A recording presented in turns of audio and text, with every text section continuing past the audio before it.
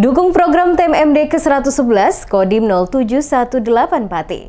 Persit Kodim 0718 Pati gelar tutorial rias di kantor Desa Taman Sari, Kecamatan Jaken, Kabupaten Pati, untuk menambah keterampilan merias wajah kepada warga desa setempat.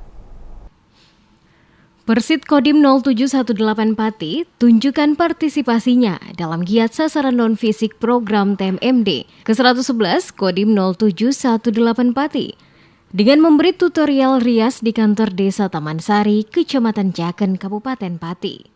Dalam kegiatan tersebut, anggota Persit Kodim 0718 Pati memberi contoh langsung cara merias wajah dengan make up untuk pengantin, wisuda, pesta, dan kegiatan keseharian lainnya.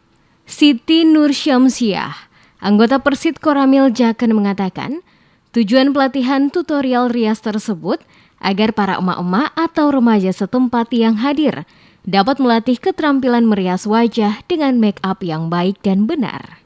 Kegiatan untuk hari ini adalah tutorial make up untuk keseharian dan juga untuk pesta, dalam pesta misalnya nganten ataupun apa seperti itu, ataupun wisuda seperti itu.